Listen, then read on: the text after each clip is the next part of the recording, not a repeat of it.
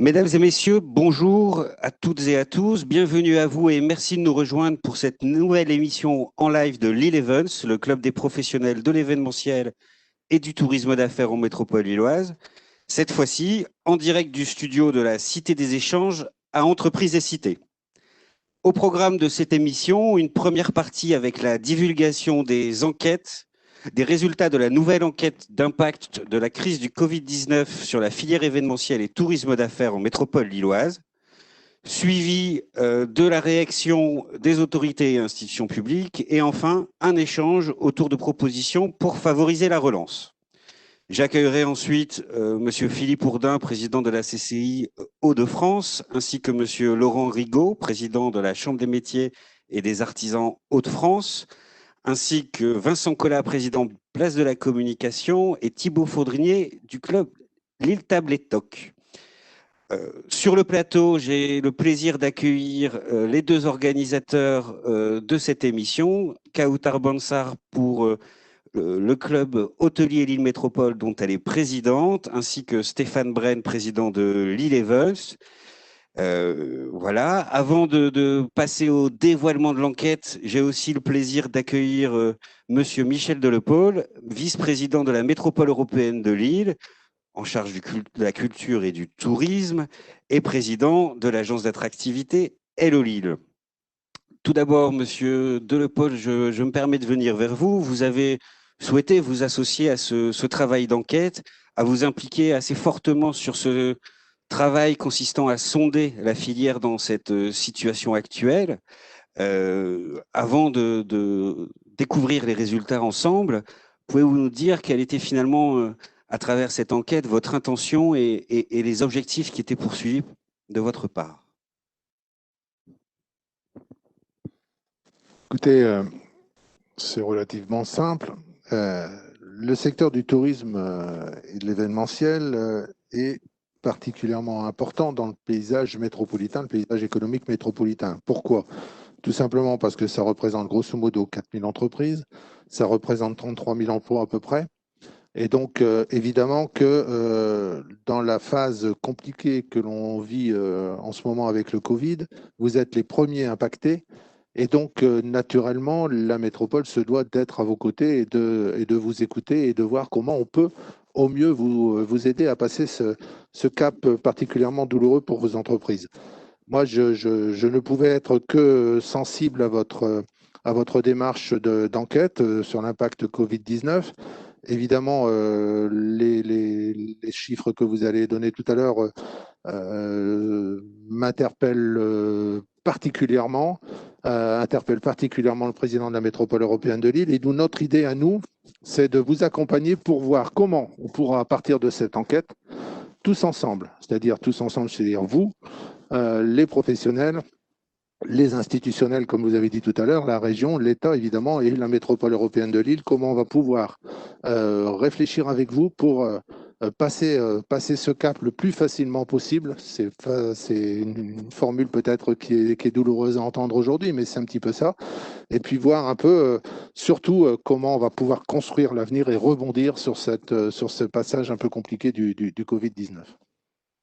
Très bien, merci Monsieur Delepaule. On reviendra effectivement sur ces différents enjeux. Sans plus attendre, je vous propose dorénavant une petite vidéo qui vous permettra de rendre compte des résultats de cette enquête en question. Cette enquête est une initiative de Lille Events, le club des professionnels de l'événementiel et du tourisme d'affaires en métropole lilloise. Elle a été réalisée avec la collaboration de l'Observatoire du tourisme de la métropole européenne de Lille, ainsi que les différents réseaux professionnels concernés, l'agence d'attractivité Hello Lille, le club hôtelier Lille Métropole, le club des restaurateurs Lille Tables et Toc, Place de la Communication et l'agence de développement et d'urbanisme de Lille Métropole. Débutée au mois de mars, la crise sanitaire actuelle est toujours bien présente aujourd'hui.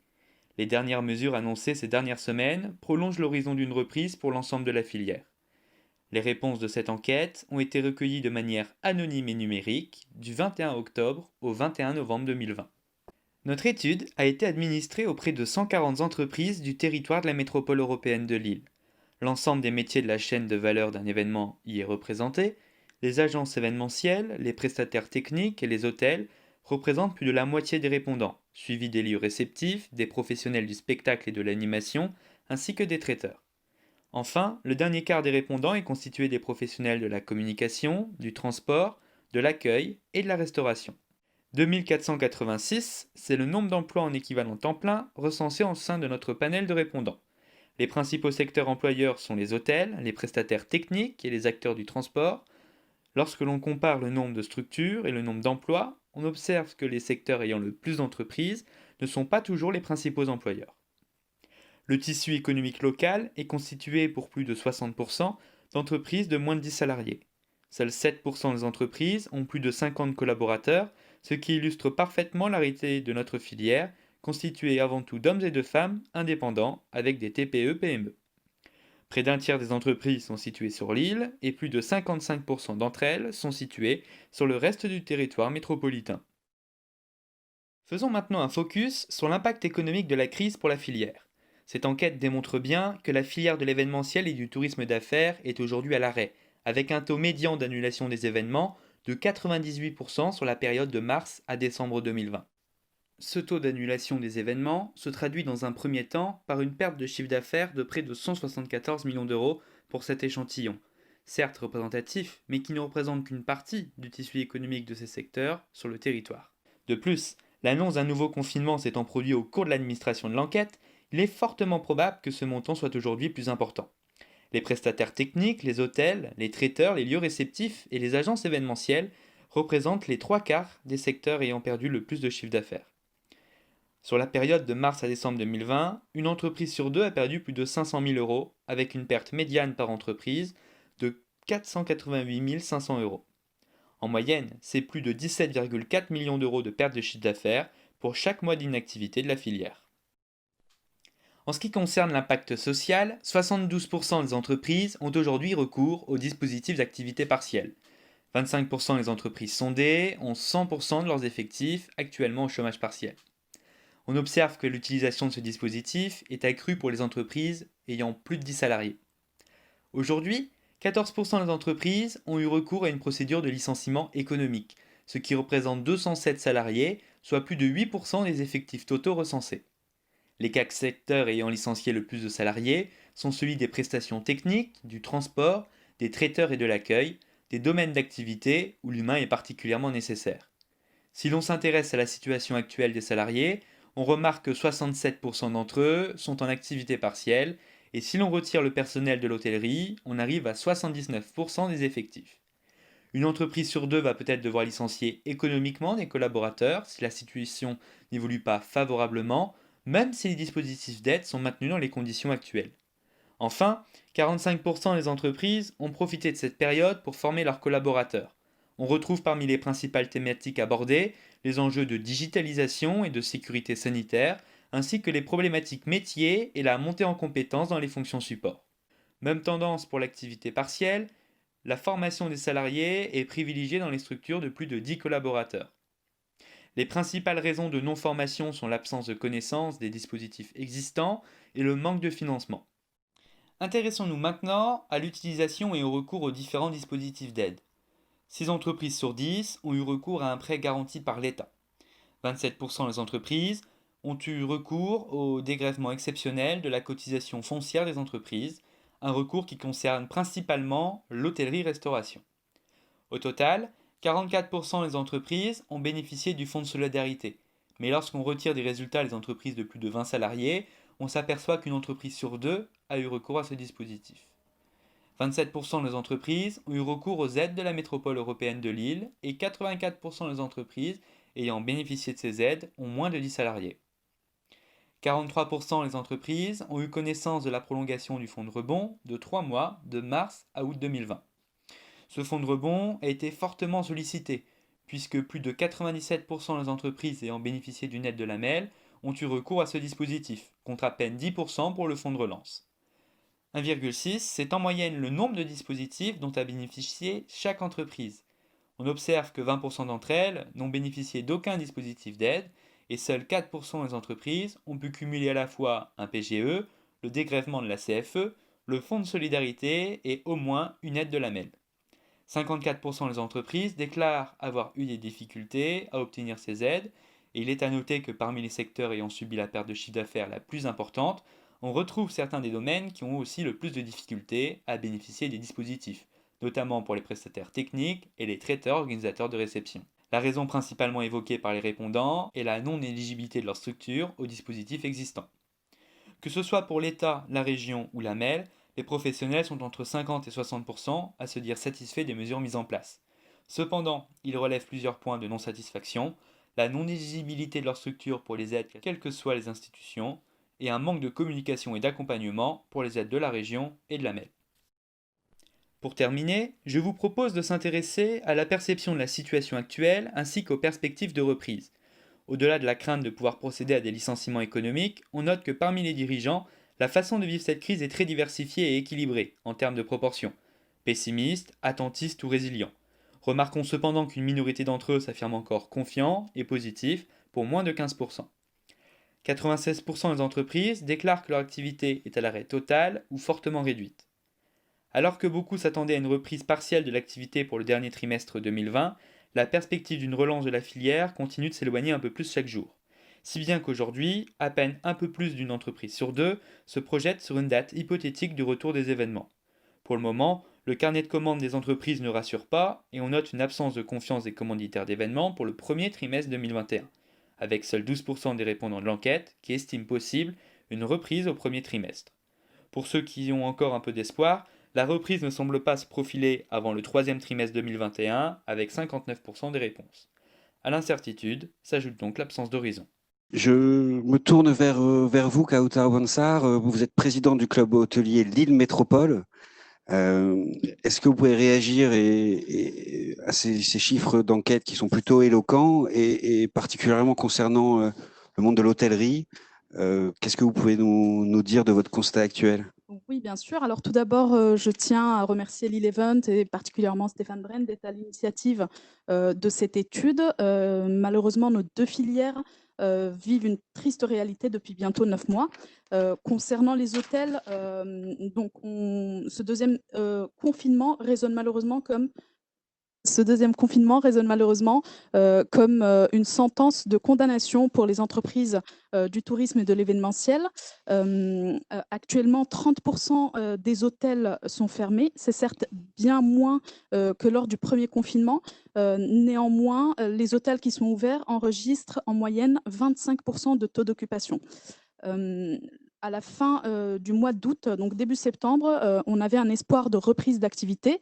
Nous espérions finir l'année à moins 50% de perte de chiffre d'affaires. Avec ce deuxième confinement, je pense que l'année finira plutôt entre moins 70% et moins 80% de perte de chiffre d'affaires. Donc aujourd'hui, on est là pour interpeller effectivement les pouvoirs publics, mais aussi l'ensemble des acteurs de notre écosystème. Quelle entreprise peut survivre à moins 70%, moins 80% de perte de chiffre d'affaires?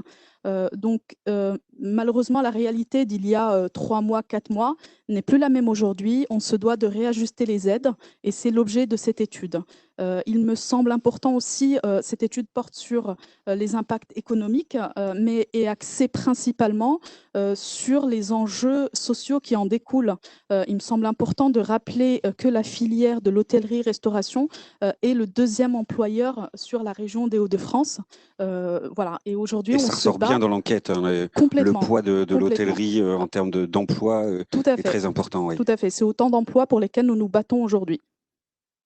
Voilà, donc il n'est pas question, bien évidemment, de discuter sur l'urgence sanitaire. On souhaite juste réajuster les aides et continuer à se battre pour nos entreprises sur le long terme, puisque maintenant on a un peu plus de visibilité sur les 6 mois à venir, du moins. Merci, Kauta Awansar. Stéphane Brenne, d'une manière plus globale pour les métiers de l'événementiel, ces chiffres révèlent l'ampleur du désastre pour notre filière. Qu'est-ce qui retient particulièrement votre attention dans cette étude? Bonjour à toutes et à tous. Simplement, avant de démarrer, je voudrais remercier bien sûr la Cité des Échanges de nous accueillir ce soir et d'avoir organisé dans un si peu de temps cette réunion, et puis toutes les équipes et tous les intervenants de ce soir. Cette enquête a été faite effectivement suite à la première du mois de mars et les chiffres, vous l'avez vu, sont de plus en plus catastrophiques. Moi, j'ai retenu 4 points importants pour moi.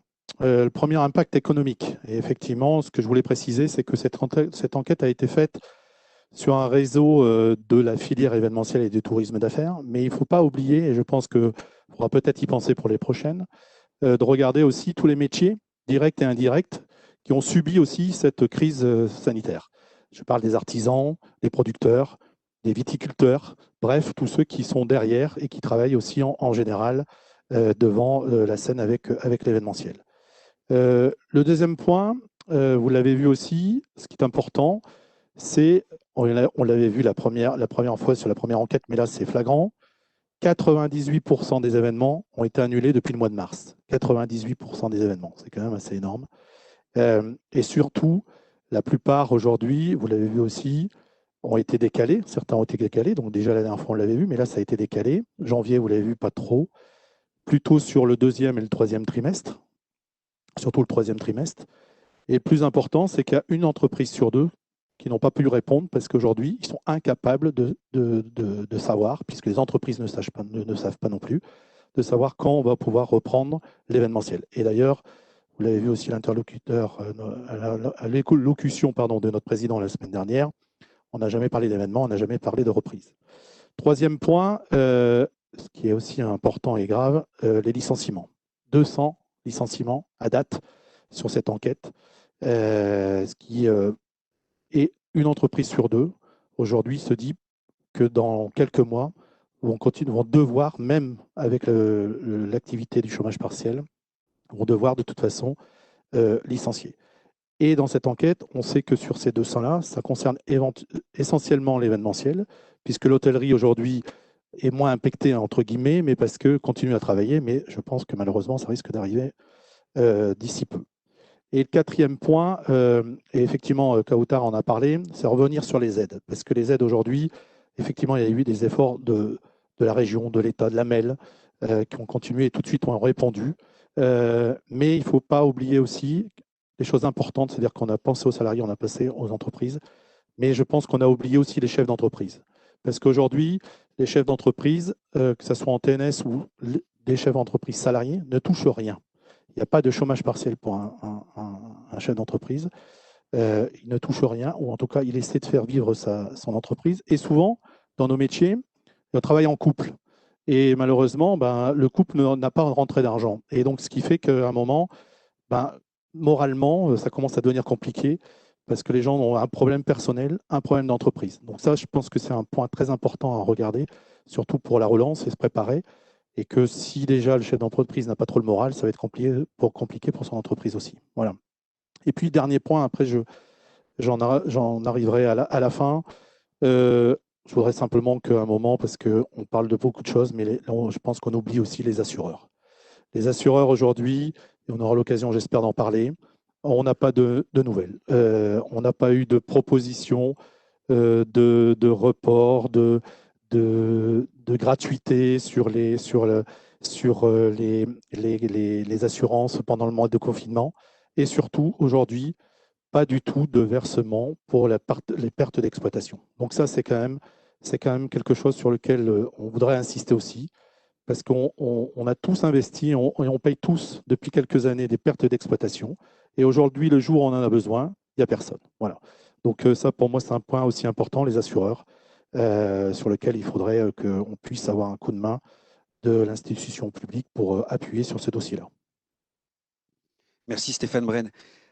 Michel Delopole, quel bilan vous faites des chiffres qui ressortent de cette enquête? Qu'est-ce que ça peut vous inspirer? Quels éléments saillants vous ont interpellé, vous avez remarqué sur ces données? Qu'est-ce qui vous a particulièrement interpellé, je disais, sur ces différents chiffres? Écoutez, moi, je trouvais un élément marquant, honnêtement, dans ce que l'on vient de voir et pas facile. Hein. Et pas facile, pourquoi? Tout simplement parce que l'enquête que vous avez produite là devant nous, là maintenant, mais je vais me répéter après les deux chefs d'entreprise, qui sont eux sur le terrain et qui connaissent, qui ont parlé, je passe l'expression, avec leur tripes. Moi, ce que je remarque, c'est que l'enquête, elle révèle quoi? Elle révèle des difficultés concrètes des chefs d'entreprise. Des chefs d'entreprise qui sont contraints de licencier, qui sont inquiets sur leur avenir, qui sont inquiets sur l'avenir de leur entreprise, qui sont dans le doute et qui sont dans le désarroi. Et donc, à partir du moment où moi, j'entends des chefs d'entreprise qui me disent mais moi, je n'ai pas de vision d'avenir pour mon entreprise. Moi, je ne sais pas ce que demain va être. Moi, je ne sais pas, à titre personnel, et c'est extrêmement important, et tu l'as dit Stéphane, et tu as raison, moi, à titre personnel, moi, comme statut de chef d'entreprise, eh bien, j'ai que mes yeux pour pleurer. Et si effectivement, je n'ai pas les moyens, moi, personnellement, de me motiver et de voir une vision de l'avenir motivante, comment je vais faire pour motiver mes troupes derrière quand la reprise sera là? Et ça, évidemment, moi, quand on entend ça, pour un élu responsable du secteur tourisme-culture, évidemment, moi, je suis complètement déboussolé, si vous me passez l'expression. Qu'est-ce que vous voulez que je vous dise? Moi, c'est catastrophique et je pèse mes mots. Et je suis même en dessous de la réalité. C'est Voilà souvent un point commun entre le gouvernant et le chef d'entreprise. Gouverner, c'est prévoir. Oui. L'incertitude actuelle. Mais là, le problème, c'est que vous ne pouvez pas prévoir. C'est bien ça. Voilà. Et donc, moi, mon rôle d'élu, c'est quoi? Mon rôle d'élu, c'est à partir de cet observatoire de regarder un petit peu ce qui va se passer. Moi, j'entends 98% des événements annulés, je savais, de mars à décembre, voire peut-être même au-delà. Des hôtels qui ne vont pas dépasser un tiers de leur chiffre d'affaires par rapport à 2019. Enfin bref, une situation on ne peut plus catastrophique. Alors évidemment, cette situation, que ce soit le président Damien Casselin, le président de la métropole européenne de Lille et moi, son vice-président en charge de cette filière professionnelle, évidemment qu'on en est conscient, évidemment qu'on va essayer de vous aider. Moi, j'ai entendu, j'ai vu qu'il y avait un certain nombre d'entreprises qui étaient contentes de ce que l'on avait mis en place, mais d'autres, par contre, qui disaient, et quand même à une grande majorité, et ça m'a interpellé, on manque de visibilité, on ne sait pas trop à quelle porte se frapper, on est un peu paumé, hein, si vous me passez l'expression. Et donc ça, c'est quelque chose qui, effectivement, il faut absolument que moi, dès demain, je fasse remonter pour qu'on gomme cette difficulté. Voilà, moi, ce que je pourrais vous dire. Alors, il y a toujours des points positifs. Il faut essayer, malheureusement, ce n'est pas facile, mais il faut essayer d'en trouver. Le point positif, je pense que il y a une chose importante que j'ai ressentie, c'est que vous avez réussi à renforcer vos liens entre vous. Et ça, c'est quand même important que tous les acteurs du territoire qui sont dans cette filière, hein, au sens général du terme, vous avez là le fait d'avoir relié vos liens, c'est d'avoir recréé vos liens, pardon, ça va pouvoir être un véritable accélérateur de croissance quand on pourra parler de reprise. Et puis, puisqu'il faut quand même parler d'avenir, la crise elle révèle, à mon sens, une dimension, j'allais dire, plus structurelle, et elle doit apparaître comme un accélérateur de l'avenir. Je m'explique. On a mis en place des plans d'accompagnement. Il fallait le faire pour essayer de vous faire passer ce cap compliqué. Mais il faut également profiter de cette crise pour regarder vers l'avenir. Et regarder vers l'avenir, pour quoi faire? Pour nous reconstruire et avoir une vision de l'avenir plus commune, une réflexion pratique, politique. Ça veut dire qu'en plus qu'une réflexion budgétaire qu'il fallait avoir dans l'immédiat, il faut aussi donner des perspectives. Et ça, ce sera notre rôle de politique, donner des perspectives claires à vos entreprises, c'est-à-dire une stratégie, mettre en place une stratégie qui devra être partagée. C'est-à-dire qu'il n'est pas question que la stratégie de la vision du tourisme, de l'événementiel, de l'hôtellerie, de la culture soit travaillée uniquement par les élus dans le siège de la métropole et entre nous. Non, il faut que cette vision soit partagée, c'est-à-dire qu'elle soit mise en place avec vous, les entreprises, parce que je pars du principe que si une stratégie n'est pas partagée, ben, elle est vouée à l'échec tout simplement. Donc voilà, moi ce que je voudrais dire, c'est on va vous aider à passer ce cap. On a une vision purement budgétaire, mais il faut aussi qu'on profite de cette crise pour se remettre en cause et regarder comment on peut réfléchir à l'avenir, comment on peut se remettre en question. Et puis, se remettre en question sur trois axes principaux. Hein. Je vais dire travailler évidemment sur le tourisme d'affaires, parce que c'est le cœur même, je pense, de ce qui peut vous aider. Il faut travailler sur le city break d'agrément, évidemment, tourisme d'agrément, pour faire travailler toutes les entreprises locales. Tu l'as dit tout à fait bien mieux que moi, Stéphane. Et puis, peut-être aussi travailler avec vous, les professionnels, sur une filière, sur votre filière, vous accompagner dans votre réflexion pour que, ça va peut-être être une grande phrase, mais c'est important, pour que vous gardiez à la fois votre envie de travailler dans cette filière, votre ambition, votre énergie, et surtout qu'on vous apporte les moyens d'action pour aller dans un avenir partagé ensemble. Alors, on y arrive, Monsieur Delepol, merci. On y arrive sur cette question des moyens. Face à la crise, la situation de crise, la MEL a déployé un dispositif d'aide avec plusieurs leviers, fonds de rebond, fonds de relance, fonds booster congrès.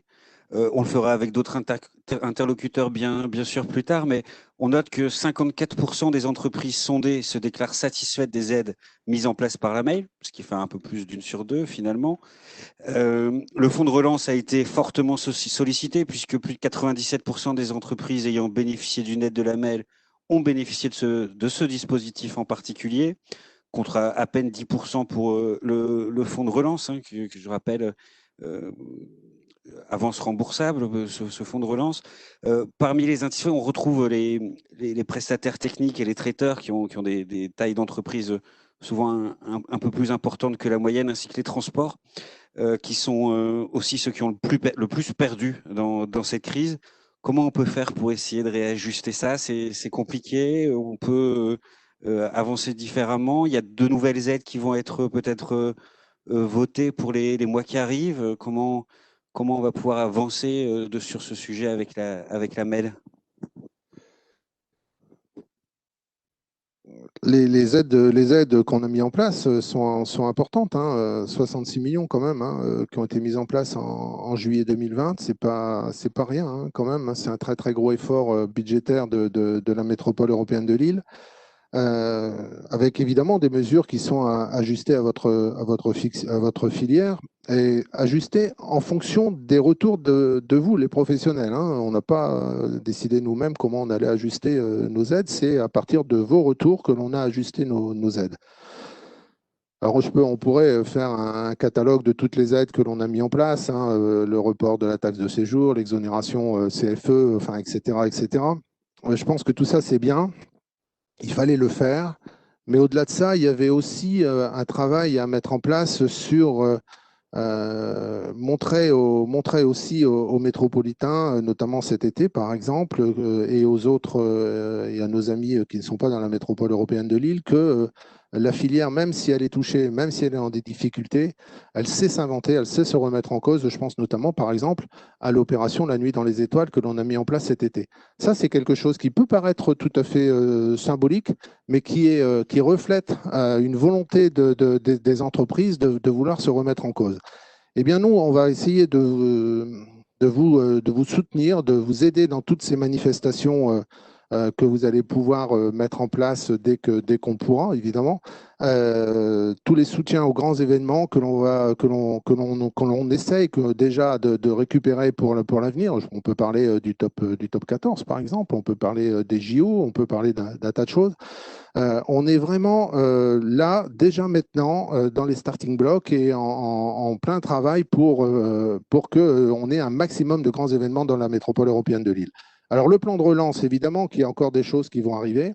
Il y a encore des choses qui seront votées. Là, on a un conseil métropolitain le 18 décembre. Et nous voterons encore des aides aux entreprises et notamment à la filière qui nous intéresse ce soir. Donc voilà, donc vous voyez qu'on est toujours dans cette phase de vous aider, de vous accompagner, même si je sais que ce sera jamais assez, hein, c'est clair, mais vraiment, on est vraiment dans cette idée-là. Et puis, peut-être qu'on en parlera après aussi, autre chose qui nous tient particulièrement à cœur et qui cale d'ailleurs avec ce que j'ai dit tout à l'heure, c'est aussi vous accompagner dans un plan de réflexion et notamment dans un plan de formation de vos personnels. Parce que ça aussi, je pense que c'est important. Ça permettra de mieux professionnaliser vos entreprises. Et là aussi, on vous accompagnera. Vous avez tous les deux, d'ailleurs, que ce soit le Club Hôtelier ou Lille Events, vous m'avez sollicité pour avoir une subvention pour mettre en place un plan de formation tous les deux dans vos propres structures. Écoutez, j'ai le plaisir de vous annoncer que ça a été accueilli avec beaucoup de favorablement, voilà, par le bureau de l'exécutif vendredi dernier. Donc voilà, c'est ce que je peux vous annoncer là ce soir. Et puis le 18 décembre, on aura un nouveau plan qui sera mis en place par le Conseil métropolitain et j'ai aucun doute qu'il sera voté à l'unanimité. Ce sont des bonnes nouvelles. Merci, Monsieur Delepol. Stéphane Brenne, les revendications de Lille Events, les demandes que formule le club des professionnels de l'événementiel et du tourisme d'affaires par rapport à ces aides aux différents échelons, vous pouvez nous les indiquer? C'est quoi concrètement? Eh bien, il y en a quelques-unes, en 3 parties, j'ai envie de dire. Merci, M. Delepol, pour cette bonne nouvelle, puisque de la formation, donc on attendait avec impatience, donc merci.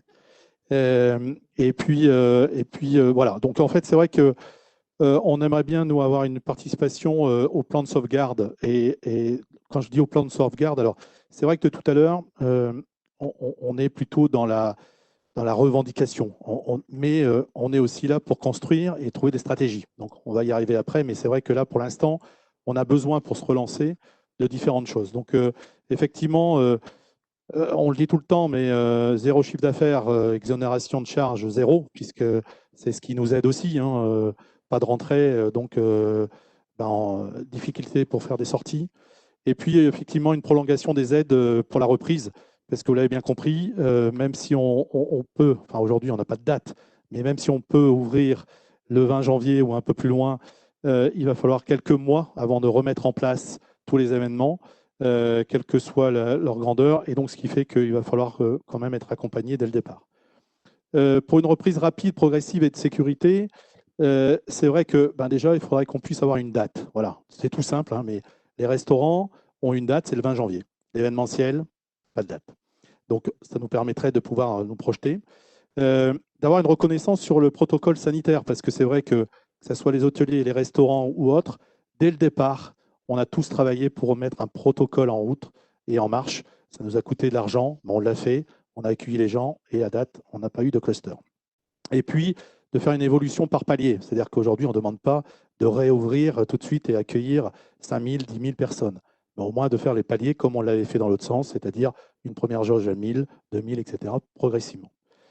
Et enfin, les 3 propositions pour favoriser la relance, effectivement, on aimerait bien mettre en place, vous l'avez dit tout à l'heure, on a réussi, grâce au Covid, à rassembler, même si c'était déjà le cas, mais encore plus fort aujourd'hui, à rassembler l'ensemble des métiers et de tout le système économique. Donc, on aimerait bien, nous, pouvoir mettre en place un dispositif de référence locale et de demander aux institutions, aux entreprises d'acheter en local. Voilà. Et donc, la grande idée, c'est de, pourquoi pas, construire une charte ensemble qu'on signerait pour dire priorité au local, priorité à l'île métropole, priorité aux Hauts-de-France pour les achats.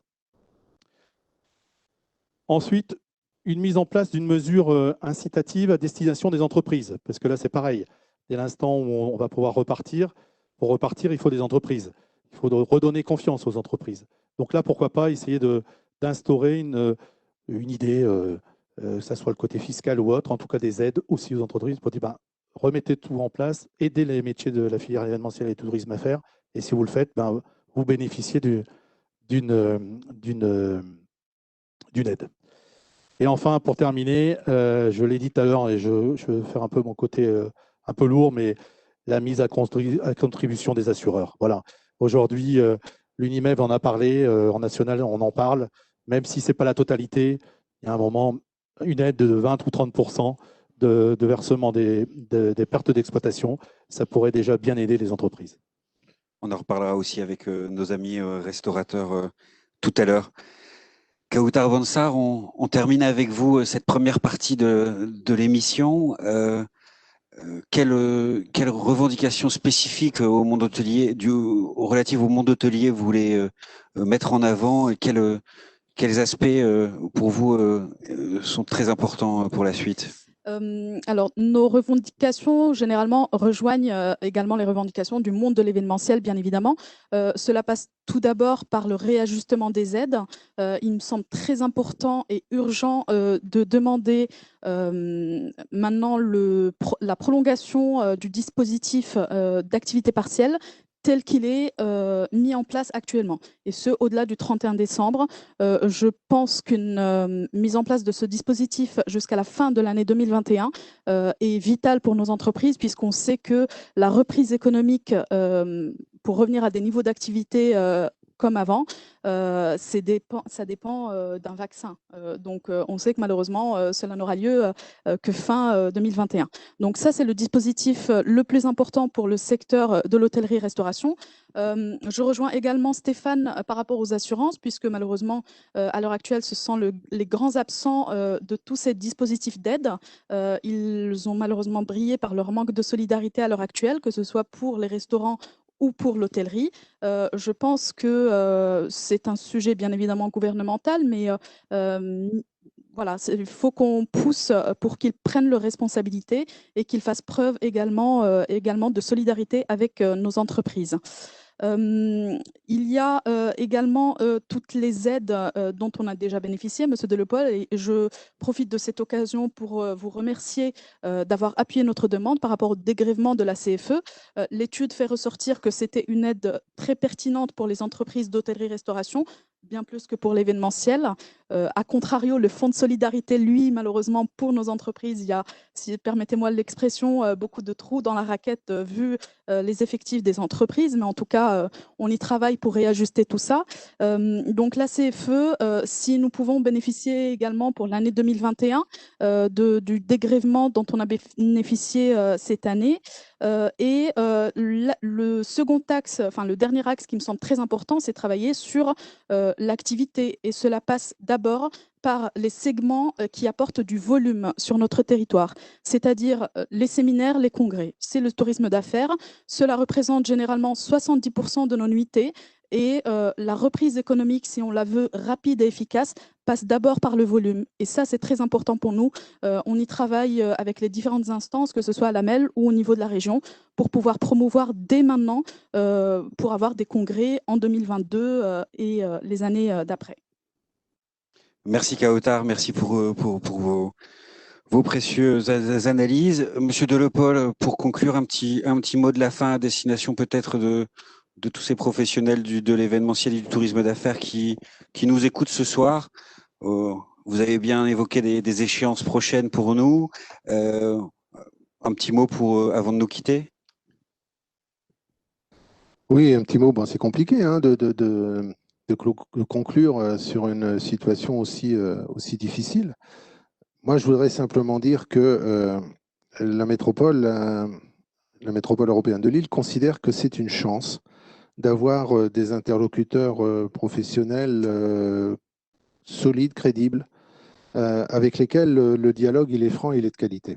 Ce n'est pas toujours le cas, il est constructif en plus. Ce n'est pas toujours le cas, et je tiens à le souligner ce soir, c'est qu'on a cette chance, dans cette métropole européenne de Lille, d'avoir des professionnels qui sont de qualité, de très grande qualité, et qui sont surtout avec des propositions tout à fait constructives. Alors moi, j'ai entendu les propositions qu'on vient de faire. Il y en a quelques-unes, évidemment. Moi, priorité au local pour les achats. Oui, bien sûr. Bien sûr, moi je suis le premier à le dire. Des mesures incitatives pour relancer les entreprises, je l'ai dit tout à l'heure. Moi, je suis prêt à discuter dès demain, si tu veux, Stéphane, sans aucun problème, pour voir comment on peut répondre à tout ça. Alors évidemment, la mise à contribution des assureurs, ça là, j'avoue que je n'ai pas beaucoup de réponses à apporter à mon niveau. C'est sûr qu'il va falloir peut-être secouer un petit peu le cocotier des assureurs. Là, je suis tout à fait d'accord avec vous. Je pense qu'il y a un moment donné, il faut dire les choses, les assureurs sont absents. N'ayons pas peur des choses. Les assureurs sont absents et c'est un scandale à mes yeux. Voilà. Donc, je suis tout à fait d'accord avec vous. Vous dire qu'on sera à côté de vous sur le combat avec les assureurs, oui, parce que je trouve encore une fois que c'est scandaleux leur situation vis-à-vis de cette crise et vis-à-vis de votre secteur professionnel est un véritable scandale. En ce qui concerne la prolongation de l'exonération CFE en 2021, là, je ne vais pas donner la réponse ce soir, parce que vous comprenez bien qu'il faut que je vois ça avec mon collègue en charge des finances. Je l'ai fait pour 2020, hein, sur ton interpellation. Je vais remonter le message sur 2021. Là, je n'ai pas la réponse, honnêtement, je n'ai pas la réponse ce soir. Je ne vais pas dire oui, non. Ce sera à discuter, ce sera à regarder en fonction, bien évidemment, des arbitrages budgétaires au niveau de la métropole européenne de Lille. Le travail sur les activités. Évidemment qu'il faut travailler sur les activités, évidemment qu'il faut travailler sur le tourisme d'affaires. Je l'ai dit tout à l'heure, c'est une de nos priorités. Sachez que au niveau de la métropole européenne de Lille, nous sommes très mobilisés, je l'ai dit, mais je le redis, très mobilisés pour soutenir le secteur dans les grands événements. Je vous dirais par exemple qu'on a voté une enveloppe pour 2021 et 2022 pour favoriser les grandes expositions sur la métropole européenne de Lille. Quand je dis une enveloppe, c'est une enveloppe bonifiée hein, de 100K euros sur 2021 et 2022. Et on a également une enveloppe de 200 kg euros en 2021 et 2022 pour accueillir, bonifiée également, hein, pour accueillir les gros événements et faire revenir le public sur le territoire. Donc voilà, ça c'est des choses concrètes que je peux vous dire, hein, que j'ai réussi à faire voter au niveau de mes collègues de la métropole européenne de Lille. Voilà, après, tout ça va se mettre en place. Moi, je voudrais simplement vous dire que c'est peut-être facile, ça va peut-être vous paraître facile, mais vraiment, du fond du cœur, hein, je suis très touché par votre détresse et je suis vraiment avec le président Castelin à votre côté. Donc n'hésitez pas, chaque fois que vous allez vouloir me rencontrer, chaque fois que vous avez envie de discuter, chaque fois que vous avez envie de me proposer quelque chose, ma porte elle est grande ouverte, sans aucun problème. Très bien, merci Monsieur Delepol, merci Kautar, merci Stéphane. On vous retrouvera tous les deux tout à l'heure pour la conclusion. Merci de l'intérêt donc que vous portez aux acteurs de notre filière et bien sûr qu'on restera en lien pour la suite des événements, si je peux me permettre. J'accueille maintenant les intervenants invités pour cette deuxième partie de l'émission live depuis le studio de la Cité des Échanges à Entreprises et Cités. Monsieur Philippe Ourdin, président de la Chambre de commerce et d'industrie Hauts-de-France. Monsieur Laurent Rigaud, président de la Chambre des métiers et de l'artisanat Hauts-de-France. Monsieur Vincent Collat, président de Place de la Communication, le plus grand réseau de communication, marketing et digital en Hauts-de-France, ainsi que Thibaut Fourdinier, coprésident de Lille Table et Toc, le club des restaurateurs de la métropole lilloise. Alors, pendant cette deuxième partie, nous allons revenir sur les différents sujets, les différents enjeux et propositions pour la relance. Messieurs, bienvenue et merci d'être avec nous, d'avoir accepté nos invitations. Avant d'échanger sur les sujets qu'on a évoqués tout à l'heure, sur à la fois les assureurs, l'achat local et bien sûr l'investissement événementiel, je vais vous proposer à chacun d'entre vous de réagir quand même à l'enquête dont vous avez pu suivre les résultats, la présentation des résultats tout à l'heure. Tout d'abord, vous, Monsieur Ourdin, président de la CCI Hauts-de-France, quelle est votre réaction première par rapport à la présentation de cette enquête? Quel état d'esprit, avec quel état d'esprit vous observez ces résultats qui sont assez éloquents pour notre filière? Quelle réaction avez-vous par rapport à la divulgation de ces données, de ces chiffres? On s'y attendait. Je dirais trois mots. 1, résilience. 2, espérance. Et 3, méthode. 1, résilience. Depuis 6 mois, avec Laurent Rigaud, nous travaillons jour et nuit dans toute la région. On a fait ensemble des milliers de kilomètres dans toute la région pour aider les entreprises, quelles qu'elles soient, pour soutenir les commerçants. Et c'est pour ça que je voulais parler assez vite de méthodologie. Et pour ça, on a abordé dès le 2 mars dernier une méthodologie, mais qui était pour toutes les entreprises, quelles qu'elles soient et quelle que soit leur taille, qui était du travailler ensemble. Le travailler ensemble. C'est-à-dire, on a réuni tout de suite une task force avec les représentants de l'État, avec les représentants de la région, ici ça pourrait être la MEL, mais à l'époque avec les représentants de la région, avec les représentants du monde économique et avec les représentants des experts, comme les experts comptables et autres. Et nous avons défini une méthodologie pour ne fût-ce par exemple qu'un numéro unique. Un numéro unique pour que les chefs d'entreprise qui étaient complètement paumés, perdus par la violence du choc, puissent nous interpeller, puissent avoir des réponses fiables. Et le meilleur exemple, c'est aujourd'hui, il y a des plans de relance partout. Il y a le plan de relance de l'État, je ne sais même plus combien de milliards. Il y a le plan de relance de la région, 1,3 milliard. Il y a le plan de relance de la MEL, on vient d'en parler. Oui, mais il faut, ce que je disais dernièrement au directeur régional des finances publiques, ça date de jeudi dernier, mais il faudrait un choc de simplification. Personne n'y comprend rien. Donc il faut une méthodologie pour qu'on puisse travailler avec les entreprises, pouvoir les servir très très vite, il faut qu'ils sachent qu'il y a une immense solidarité et il faut qu'ils sachent qu'on est tous derrière eux. Et il faut qu'ils sachent qui nous abordent et on va travailler derrière eux. Ce que je voulais dire aussi, c'est que, bon, il faut aussi de l'espoir parce que j'ai tendance à dire en permanence que cette crise du Covid, quelque part, c'est un formidable accélérateur de tendance. Ça a créé, regardez cette soirée, avant on n'avait jamais des soirées comme ça. Tout ça va exister, tout ça va créer une nouvelle économie. Je suis persuadé que les acteurs de l'événementiel, à terme, pourront se développer grâce à ça, grâce à de nouvelles méthodes, grâce à de nouveaux marchés. Mais en attendant, il faut exister, c'est vrai, je suis moi-même chef d'entreprise, il faut continuer à exister, c'est vrai. Pour ça, vous savez, au début, on avait toutes les entreprises. Maintenant, on a défendu avec Laurent énormément, même au niveau national, on a défendu les commerces. Les commerces qui étaient fermés, on obligeait les gens à ne pas travailler.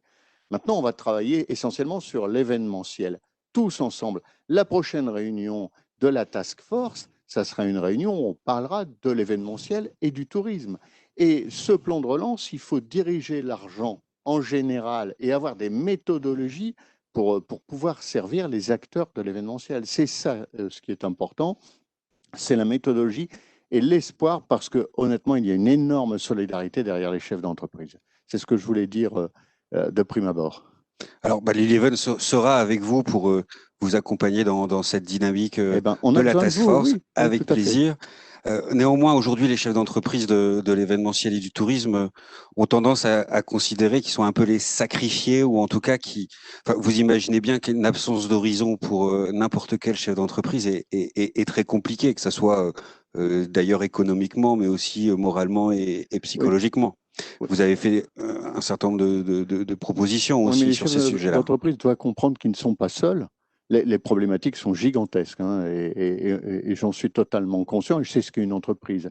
Ils ne sont pas seuls, il y a une formidable solidarité derrière eux et il faut qu'ils puissent utiliser cette solidarité. Nous sommes tous derrière eux. Merci à vous, Monsieur Hourdin. J'en viens donc à Monsieur Rigaud, président de la Chambre de métiers et de l'artisanat Hauts-de-France. Laurent Rigaud, finalement, comme les artisans, les professionnels de l'événementiel et du tourisme sont des hommes et des femmes qui se paient sur les bénéfices, au même titre que les artisans. Je sais que vous aimez le dire et le rappeler pour que tout le monde ait bien conscience des réalités de ces chefs d'entreprise. Ce sont les seuls aujourd'hui à pas vraiment être sécurisés. Ils ont été un peu les oubliés de l'affaire. C'est les fameux trous dans la raquette. Je sais que avec le concours de la CCI, vous portez au niveau consulaire cette demande, en tout cas, de prendre mieux en considération les chefs d'entreprise en tant que tels. On en est où sur ce sujet? Vous pouvez nous en dire un peu plus? Alors d'abord, la situation est dramatique, on le sait bien. Les chiffres qu'on nous a donnés et qu'on nous donne sont dramatiques. Quand on a dit ça, qu'est-ce qu'on fait? Philippe l'a dit, on a une particularité, une force, c'est qu'on fait ensemble. Voilà, on fait ensemble sur l'ensemble du territoire. Vous savez, la chambre de métier, c'est une chambre régionale, une grosse chambre de métier, 40 sites. On a l'avantage d'avoir, en dehors d'une grosse chambre de métier, 24 commissions territoriales sur l'ensemble des territoires. Donc la chambre de métier est partout. Et on est nous-mêmes artisans. Donc ce que vivent nos collègues, tous les matins, tous les jours, on le vit. Donc on comprend très bien quand ils nous passent des messages. J'ai l'habitude de dire que quand on parle pour nos collègues, on ne l'a pas lu dans un livre. C'est-à-dire que c'est les remontées de terrain. Et il y a une particularité sur les revenus des artisans. Vous savez, on a sécurisé tous les salariés, qu'ils soient employés, cadres, apprentis. Ils ont été sécurisés avec le chômage partiel, et c'est normal. On a accompagné aussi et sécurisé les demandeurs d'emploi, les bénéficiaires du RSA, et c'est normal. Et l'artisan, parce qu'on accompagne l'entreprise, on estime que l'artisan n'a pas besoin d'être accompagné. Donc avec Philippe, on travaille depuis des mois, et donc on a fait cette proposition-là d'avoir un revenu minimum pour l'artisan. Vous allez me dire, c'est aberrant de demander ça, tout le monde l'a. Oui, mais l'artisan, l'indépendant, l'a pas, parce qu'il y a un trou dans la raquette, où en disant on accompagne l'entreprise, donc on n'a pas besoin d'accompagner l'artisan. Alors que l'artisan, comme tout à chacun, quand il ferme son entreprise, il a besoin de remplir son frigo, de payer sa voiture, de payer son loyer privé. Et là, il n'y a encore rien. Je dis encore rien parce que, vous savez, quand le poids des CCI et des chambres de métiers se mettent ensemble, je suis persuadé qu'on va être entendu. Et puis, de toute façon, on ne va pas pouvoir laisser, le président Macron l'a dit, personne sur le bord du chemin. Eh bien, on devra laisser personne sur le bord du chemin. Donc, c'est ce qu'on porte en ce moment. On s'en souvient, il avait même ajouté quoi qu'il en coûte, il me semble. Lors de notre échange préparatoire, vous avez insisté sur l'idée qui a été évoquée par Stéphane Brenne tout à l'heure et qui est aussi défendue par les instances représentatives de la filière au niveau national. L'idée que l'accompagnement des entreprises ne devrait pas s'arrêter le jour où l'activité redémarre, mais qu'elle devait nécessairement se prolonger. Parce qu'il faudra accompagner la reprise, le temps de la rentabilité ne sera pas immédiat, que la construction, on le sait bien, c'est structurel dans notre filière des projets, c'est 2, 3, quelquefois selon les typologies de projets, 6, 9, 1 an. Donc du coup, entre le démarrage du projet et le paiement de la facture, on a quelquefois un laps de temps qui, sans avoir aucune source de revenus, est compliqué à envisager. On pourra aussi compter sur votre soutien sur ce sujet-là, de porter le prolongement des aides sur finalement ce dernier secteur qui pourra reprendre. Faisons-nous pas d'illusions. D'abord, on pourra compter effectivement sur notre soutien total pendant, après et dans les années qui suivent. En ce moment, on a un plan de sauvetage. Il va falloir rapidement organiser un plan de suivi. On sait très bien que les entreprises qui ont été malmenées toute l'année, et parce que c'est comme ça, on rejette à personne, c'est comme ça, ils ont été malmenés. On ne peut pas à un moment dire c'est bon, on rouvre les entreprises et débrouillez-vous. Non, il y aura des charges à payer. Le moral de nos chefs d'entreprise qui auront été fracassés pendant des mois, on va devoir continuer à les accompagner. Financièrement, c'est une chose, et après accompagner. Ça, c'est le rôle des chambres consulaires, d'être aux côtés des entreprises. Ça, on sait faire. Parce que vous savez, dans une entreprise de petite taille, qui sont les nôtres, les artisans, l'économie de proximité, on n'a pas dans nos entreprises un DRH, un directeur financier, un directeur de l'exportation. On n'a pas tout ça. C'est tout sur le chef d'entreprise. La fatigue, les contrariétés, tout ce qu'il vient de subir, quand il va redémarrer, est-ce que vous pensez qu'il va être en pleine forme? Non. Et donc, on doit continuer à mettre du financement pour mettre dans les chambres consulaires, pour mettre des gens pour accompagner. Vous savez, on parle depuis tout à l'heure de beaucoup de milliards qui volent au-dessus de nos têtes. Moi, ce qui m'intéresse, c'est ce qui tombe chez nos collègues artisans. Voilà, et donc c'est de l'accompagnement. Il faut de l'argent pour combler le trou, parce que quand ça ne rentre pas, il faut combler. Et après, l'accompagnement pour que l'entreprise, dans quelques temps, vous savez, l'économie, quand elle va se relancer, parce qu'elle va se relancer, ça sera surtout par ces milliers d'entreprises, ces dizaines de milliers d'entreprises. L'artisanat, c'est 100 000 entreprises dans la région de Hauts-de-France. Voilà, et c'est par ces centaines, ces dizaines de milliers d'entreprises qu'on va dans les quartiers, dans les rues, dans les centres-bourgs, bien recréer un emploi. On parle de consommer local. Vous savez, les artisans, ils n'achètent pas au Brésil, ils n'achètent pas en Argentine, même si j'ai rien contre ça. Mais on achète local, on met de l'argent dans l'économie. Et donc, ceux qui investissent, ceux qui vont donner un peu d'argent, vous savez, pour nos entreprises, ils vont faire un très bon investissement. C'est un soutien qui aura, j'imagine, toute son importance, effectivement, et rompre l'isolement de l'entrepreneur et souvent le premier pas vers la solution. Merci à vous, Laurent Rigaud. Thibaut Faudrinier, vous êtes le gérant du restaurant La Salle à Manger à Marc-en-Barreuil et surtout coprésident du club Lille Table et Toc, le club des restaurateurs en métropole lilloise. Brièvement, votre réaction à ces chiffres. J'imagine que pour vous, l'activité événementielle dans les restaurants, pour vous et vos confrères, bon, c'est à l'arrêt. Je sais que vous embrassez de nouvelles activités, que ce soit dans les marchés ou dans les click and collect pour faire face à cette crise. Mais quelle est votre réaction par rapport à cette enquête, Thibaut? Excusez-moi. C'est un peu compliqué parce qu'en fait, j'ai peur qu'en fait, elle est pas. Je pense que ça va être beaucoup plus grave que ce qui est annoncé dans l'enquête. Au final, quand on parle avec les gens, quand on fait les marchés, parce que maintenant, comme je suis sur les marchés, on parle beaucoup et avec mes collègues restaurateurs, alors le mal est beaucoup plus profond que ça. Parce que c'est ce que M. Rigaud disait, hein, vous êtes restaurateur, vous êtes commerçant, vous n'avez droit à rien. Vous n'avez pas le droit. Moi, je suis salarié de ma société, mais comme c'est un montage, du coup, j'ai le droit à rien, donc j'ai pas le choix, je suis obligé de travailler. D'accord? Il faut que je trouve des solutions. Il faut que, voilà. Et même si on fait du chiffre, ça permet de garder une activité, une connaissance par rapport aux gens, mais c'est pas assez. On est quand même les seuls à être, enfin les seuls avec l'événementiel, hein, tous ceux réunis aujourd'hui, on est quand même on nous interdit de travailler pour des raisons, alors qu'on a mis des protocoles en place, qu'on a mis des choses en place, on nous interdit de travailler et on nous propose des aides qu'on doit rembourser. Voilà. Alors que et tout le monde ne joue pas le jeu. On va parler des assurances tout à l'heure, mais moi les assurances ils sont toujours prélevées. Hein. On y vient, Thibault, on y vient. Donc voilà, j'espère que, enfin, on reste positif, mais quand je parle avec mes amis restaurateurs ou mes artisans, mes fournisseurs, c'est plus profond que ça, beaucoup plus profond. Merci Thibault pour cette réaction. Vincent Collat, vous êtes président de Place de la Communication, qui a été associé à cette enquête, bien sûr parce qu'une partie de vos membres évolue dans les secteurs événementiels et tourisme d'affaires. Quels sont les éléments saillants que vous relevez sur cette enquête? Quelle appréciation des faits vous avez sur cette situation?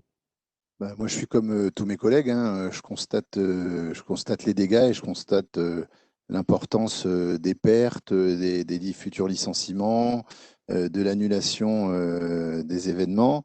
Et même si nous, on est un peu spectateurs là-dessus, on est un réseau professionnel et 100% de nos membres ne sont pas directement touchés par ces animations, même si c'est une grande partie. Mais contrairement à Lille Events, où là, quasiment l'intégralité des membres est touchée par ces annulations, par cette situation, nous, on essaie de garder notre rôle et d'être encore plus dynamique pour justement, à l'époque où il y avait les aides, quand il a fallu relayer les informations, le numéro unique et tous ces dispositifs, même s'il y en a beaucoup, au moins informer nos membres et puis garder une certaine dynamique du contact. Et à chaque fois, et ça on l'avait fait ensemble, Maxime, et je suis très heureux d'avoir pu le faire avec vous, pour cet événement en début de rentrée, en septembre, qui s'appelait Réunion, pour montrer qu'on peut on peut organiser des événements. Moi, je travaille en entreprise, je suis responsable de communication en entreprise, et je suis intimement convaincu, et on l'a montré lors de l'événement Réunion, qui a rassemblé pas loin de 250 personnes au début du mois de septembre, dans un amphi qui faisait 1200 personnes. Quand on espace les places, quand on met des protocoles suffisamment bien faits et intelligents, il ne s'est rien passé derrière. Et voilà. Donc et moi, aucun cluster, on est d'accord. Voilà. Alors, donc moi, mon rôle, c'est d'être militant là-dessus. Je peux difficilement agir concrètement avec des aides, tout ça, mais c'est d'être un militant et surtout auprès de nos adhérents, de nos 40% d'annonceurs, pour essayer de leur expliquer que voilà, il ne faut pas essayer de ne pas toujours aller au-delà de ce qui est fait. Moi, je dis toujours, on fait le maximum, tout ce qui n'est pas interdit, on le fait. Mais on n'essaye pas de mettre 2-3 couches au-dessus pour dire prendre ceinture, bretelles, parapluie en Kevlar et alors, c'est aussi l'intérêt d'associer un réseau comme Place de la Communication à cette enquête. Vous fédérez un certain nombre d'annonceurs, comme vous le disiez à l'instant. Comment on peut faire finalement pour essayer de rétablir cette confiance des annonceurs? Comment est-ce qu'on peut essayer d'aller à l'encontre de cette frilosité, hein? On peut comprendre le rapport au risque, à la responsabilité d'employeur, à la santé des collaborateurs, etc. On l'a démontré par A plus B en faisant des événements. On a fait donc un certain nombre établi un certain nombre de protocoles qui viennent garantir la sécurité sanitaire des participants.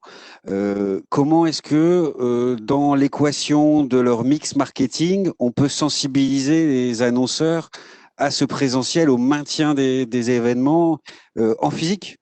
Alors, tout à fait. c'est un vrai parcours du combattant et une négociation de tous les jours. Parce que même nous, en tant que responsable de com, on n'est pas toujours écouté. Quand il y a le DRH, effectivement, qui dit, bah oui, moi, ma responsabilité d'employeur.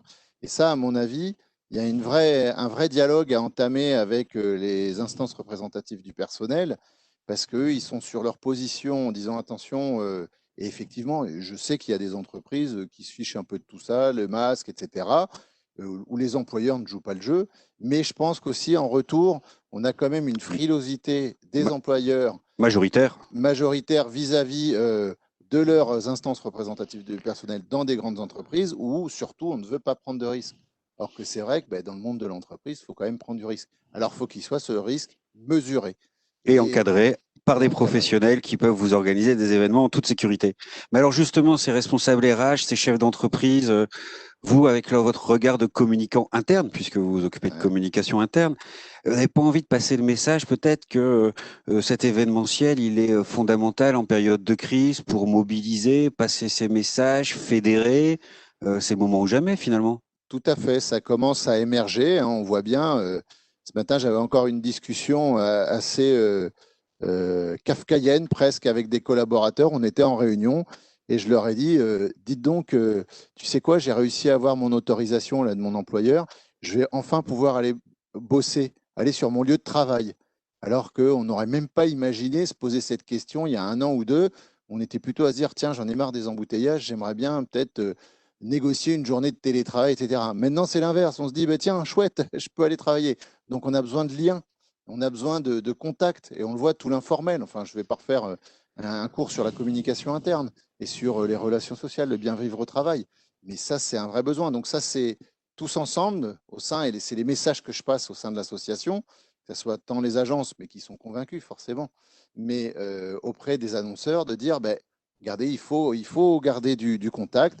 Et je maintiens, et je le dis à nouveau, quand ce n'est pas interdit, eh bien on fait. On ne prend pas 3 couches de sécurité. Merci Vincent pour cette hymne au présentiel. C'est un message qui peut nous mettre du baume au cœur.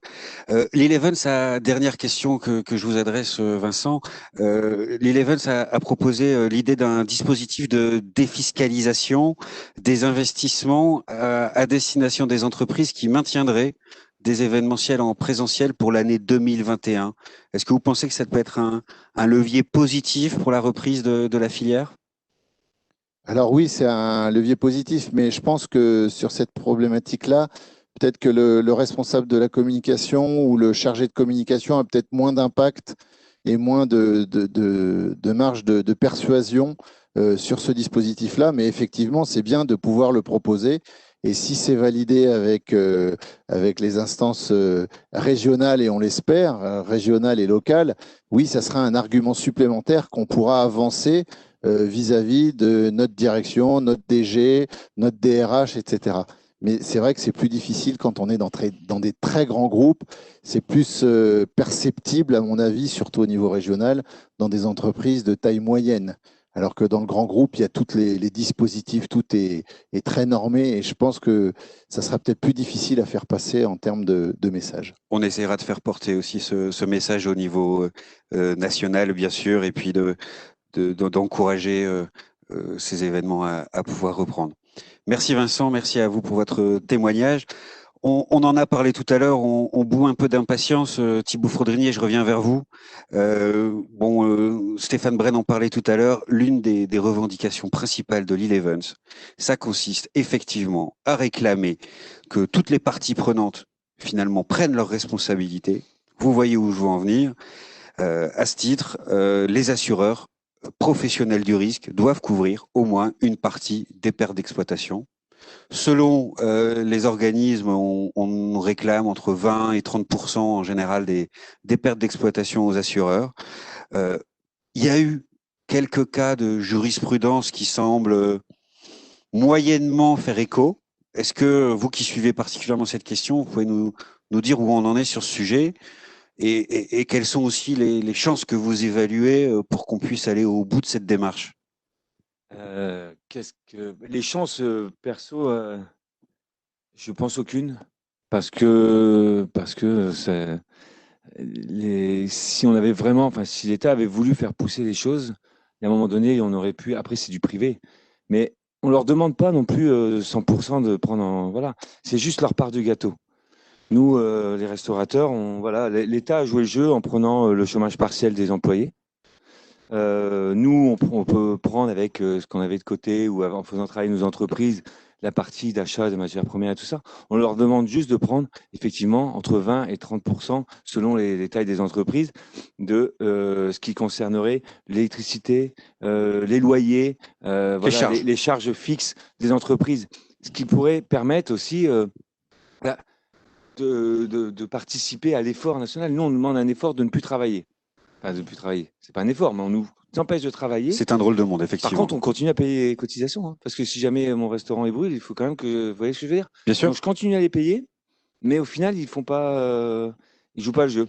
Tout ça parce que c'est des vices de procédure. On sait très bien comment ça se passe dans les systèmes d'assurance. Voilà. Après, les quelques cas on parle de Stéphane Manigault, par exemple, qui a fait appel, qui est allé, mais c'est pas qu'histoire de nom ou de grand nom. Il faut avoir les reins solides pour aller les attaquer et avoir les finances pour. Moi, perso, je peux pas y aller, même si on faisait un collectif. Les contrats sont tellement différents entre les uns et les autres sur un collectif, ils arriveraient à. Il y a une disparité forte. Ouais, Oui. voilà. Donc voilà. Par contre, ce qu'ils sont en train de faire, c'est encore pire de ce que. Voilà, c'est qu'ils sont en train de relancer les restaurateurs et tout le monde pour faire des avenants à leur contrat pour justement changer. Monsieur Piège, on en avait parlé vaguement. Ils sont en train de relancer. Donc, il ne faut surtout pas que les restaurateurs changent leur contrat parce qu'ils sont en train de les changer pour justement les petites phrases au cas où ou subtilités possibles pour être attaqués. Ils sont en train de les changer dans les nouveaux contrats. Et là, par contre, là, l'État devrait intervenir parce que là, pour le coup, c'est vraiment malsain, je pense. Est-ce que l'un d'entre vous souhaite rebondir là-dessus ou on avance et puis on peut parler peut-être d'un sujet qui nous interpelle tous, qui a plutôt été bien accueilli par le vice-président de la MEL qui était avec nous tout à l'heure, qui a été défendu par Stéphane Brenne. Laurent Rigaud, l'artisanat, l'agriculture sont quelquefois des pionniers sur certains sujets. Et notamment, on a repéré sur certains territoires la mise en place de chartes qui visaient à favoriser l'achat local, aussi bien pour les collectivités que pour les entreprises d'ailleurs. Est-ce qu'on ne pourrait pas s'en inspirer? Et ce dont parlait tout à l'heure notre vice-président de la MEL, le fait qu'on joue en équipe, le fait que cette mise en réseau, on capitalise dessus, est-ce qu'on ne pourrait pas s'en inspirer pour généraliser cette pratique sur l'ensemble de notre territoire régional? Non, mais complètement, on valide, mais j'allais dire, il faut arrêter d'en parler et il faut le faire. Les artisans le font depuis toujours et donc il faut le démultiplier et que ce soit les établissements aussi publics et puis tous les organismes gérés par l'État et par nos élus, eh bien, qui très bien en parlent, mais maintenant il faut passer à l'action et donc il faut créer ces filières où chacun travaille avec chacun. Vous savez, dans l'événementiel, derrière l'événementiel, on se dit souvent quand le bâtiment va, tout va. Moi, j'allais dire quand l'événementiel va, le reste va aller beaucoup mieux. Derrière, on a une multitude de métiers artisanaux qui sont les fleuristes, les esthéticiennes, les coiffeurs, qui travaillent avec l'événementiel, les taxis. Enfin, il y en a comme ça à la pelle. Et donc, il faut connaître cette filière entière pour pouvoir créer ce réseau. En dehors des produits locaux, il y a toute cette masse de personnes qui travaillent ensemble. Et donc, si on peut, en dehors d'en parler, montrer l'exemple et le faire, je pense que dans les Hauts-de-France, avec Philippe Ourdin, souvent, on se dit les bonnes idées naissent des Hauts-de-France, et puis après, on arrive même à le faire passer au national. Eh bien, chiche, moi je dis à mes élus, allez-y, voilà, nous on est prêts, on sait comment il faut faire, donnez-nous les moyens de le faire et commencez à le faire là, tout de suite. Il y a plein de choses qui peuvent... Vous savez, nos restaurateurs sont innovants, ils ont vu qu'ils étaient agiles. Donnez-leur les moyens dans les mois à venir de pouvoir le faire. Et je suis persuadé qu'avec les artisans, avec les producteurs, on va pouvoir créer quelque chose d'assez dynamique qui va relancer l'économie. Merci Laurent, on sent qu'une machine s'est mise en route. Merci à vous. Monsieur Ourdin, est-ce que finalement cette capitalisation sur la mise en réseau au sein de nos territoires, est-ce que ce n'est pas finalement le meilleur moyen de relancer notre économie? Cette consommation de proximité, est-ce que ce n'est pas aussi le meilleur moyen de sauvegarder notre tissu économique local? Cette charte qu'on pourrait intituler l'achat local pour favoriser la relance, vous l'appelez de vos voeux? J'appelle beaucoup de choses de mes voeux. Mais ce que je voulais dire, c'est que tout ce que je viens d'entendre par les deux professionnels ici, c'est il faut savoir le vendre quelque part. Il faut savoir le vendre. Ce qu'on peut constater quand on a des postes un peu institutionnels et qu'on est d'origine quand même entrepreneuriale, c'est qu'on ne fait rien tout seul. Il faut faire avec les autres et il faut savoir en sachant à qui s'adresser. On parlait des assureurs. Moi, je sais par le réseau des CCI, puisque j'avais un rôle au niveau national au moment du confinement, que Bruno Le Maire, le ministre, n'arrêtait pas de téléphoner aux assureurs pour leur demander d'intervenir. Bon, Ce qu'on a peu su. c'est du rapport privé, mais peu importe. Ce que je veux dire, c'est que on travaille, c'est vraiment, il faut travailler tous ensemble. Comme disait Laurent Rigaud, nous sommes vraiment beaucoup plus dynamiques dans cette région, tous ensemble, que dans les autres régions. Maintenant, c'est ce que je voulais dire tout à l'heure, maintenant nous allons arriver, et ça a été dit lors de la première partie, les derniers qui vont vraiment être en problématique, c'est l'événementiel, restauration et tourisme. Il faut tous axer notre action sur ces activités. C'est-à-dire il faut mettre la même énergie qu'on a mis pour tout le monde, il faut la mettre pour ces acteurs-là. Et je suis persuadé qu'on trouvera de l'argent, je suis persuadé qu'on trouvera de la simplification et je suis persuadé qu'on trouvera de la méthodologie. Mais on a besoin de travailler tous ensemble. Donc moi, c'est un appel que je lance. Travaillons ensemble. On sait comment faire.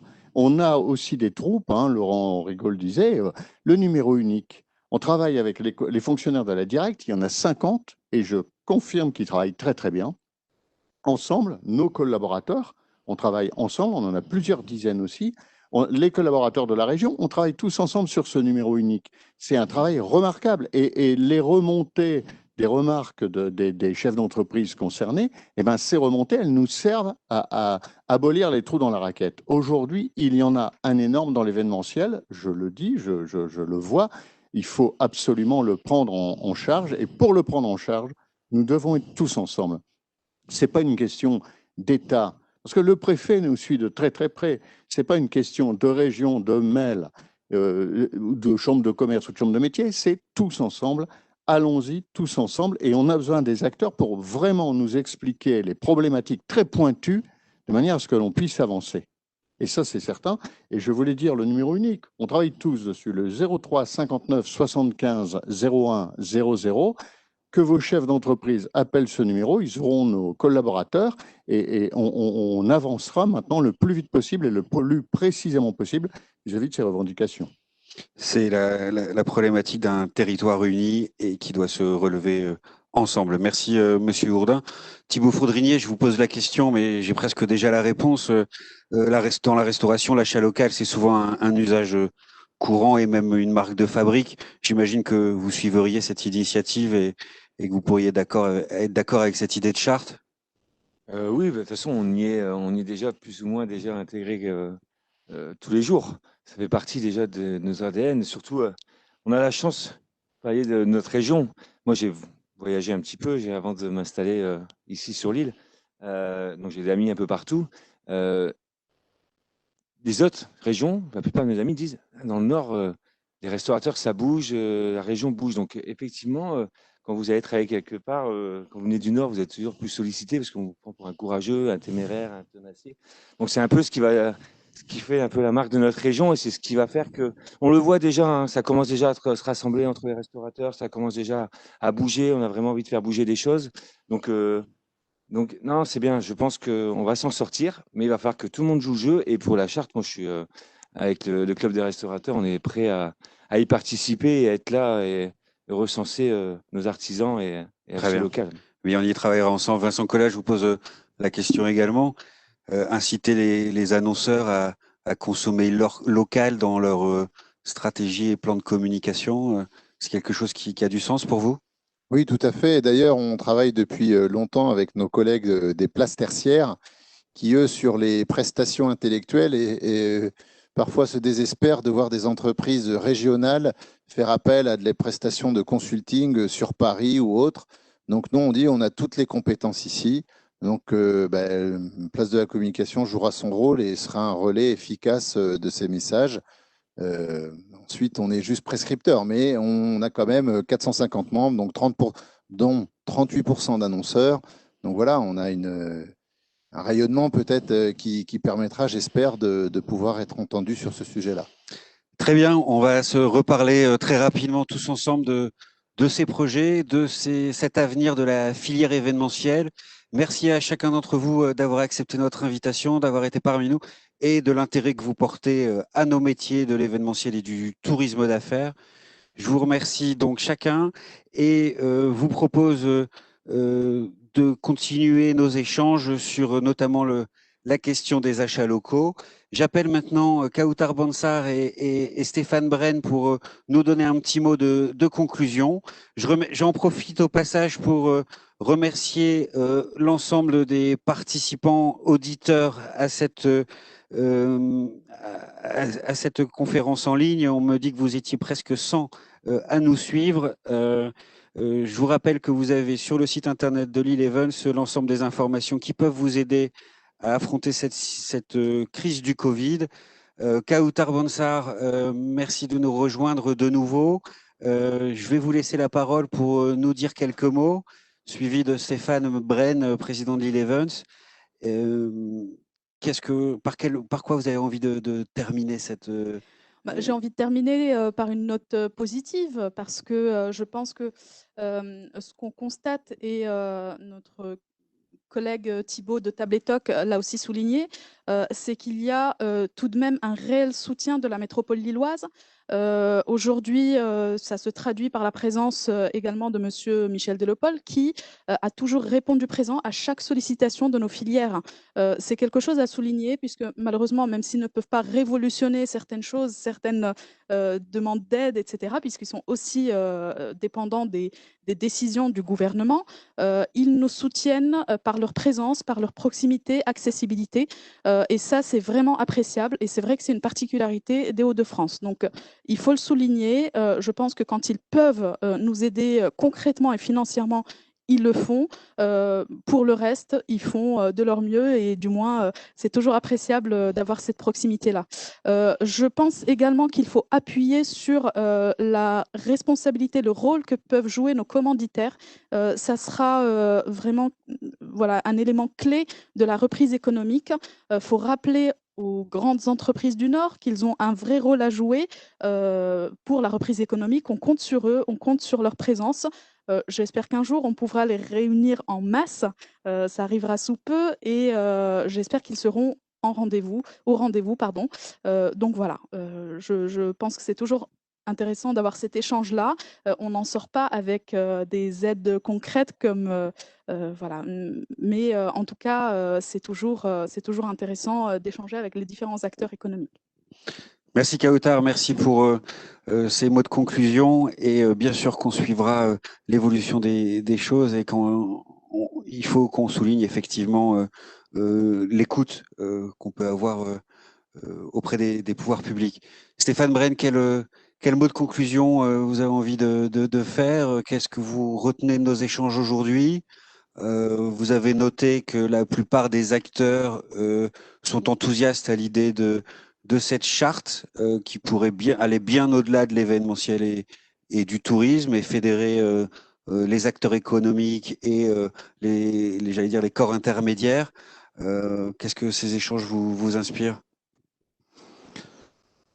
Quand on a démarré cette réunion, c'était un peu compliqué avec le moral un peu bas. Là, à la fin, quand on entend tout ce qu'on a entendu, ça redonne un peu de morale et même de pêche. Ça a vraiment envie d'y aller à fond. Et en plus de ça, c'est vrai que on a le côté positif, c'est qu'on s'est tous rassemblés, mais on l'avait déjà fait, mais on l'a confirmé, je veux dire, que les institutions l'ont vu d'ailleurs, le voient de plus en plus qu'on se rapproche et qu'on commence à mettre les choses et à structurer les choses surtout. Malheureusement, c'est vrai que j'ai envie de faire une petite parenthèse quand même parce qu'on avait invité aussi aujourd'hui la préfecture et la région. Malheureusement, on n'a eu personne. Alors je sais que c'était un peu dans la précipitation, mais vu les annonces de la semaine dernière, on a peut-être accéléré les choses aussi. Mais on aurait bien aimé quand même avoir une personne de la région et une personne de la préfecture pour pouvoir discuter sur d'autres sujets. Mais néanmoins, ce n'est pas grave puisque le dialogue continue. Le dialogue continue et on enverra tout ce qu'on s'est dit et tout ce qu'on a fait. D'ailleurs, c'est déjà fait, on leur a déjà envoyé. On espère qu'on pourra en discuter avec eux.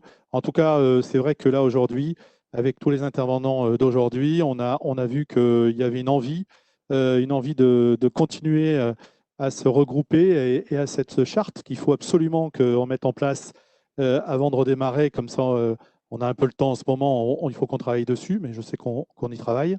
Et puis, voilà, assez positif à la fin de cette réunion. Encore merci à tous les intervenants. Merci à la Cité des Échanges de nous avoir accueillis aussi rapidement aussi. Et puis merci aussi aux équipes de l'E-Events qui, encore une fois, les équipes qui m'entourent ont été très rapides. Un travail quand même d'une semaine avec, voilà, vous avez vu du concret, des choses quand même très fortes. Merci parce que ce n'est pas évident. Et j'ai envie de vous dire, n'hésitez pas à nous renvoyer vos questions, à nous suivre. En tout cas, on est là pour continuer à nous battre et à sortir de la crise, la tête haute et en avant pour, encore une fois, mettre en avant l'île métropole. Voilà, merci. Voilà, merci à tous. Et on en profite effectivement avant de rendre l'antenne pour remercier la Cité des Échanges qui, effectivement, nous a accueillis dans des délais très court et avec beaucoup d'agilité. Merci à Benoît Berthelot, ses équipes, Sandrine Lecomte et Thierry Losfeld pour leur accueil pour cette émission. Merci à vous tous et à très bientôt. Au revoir.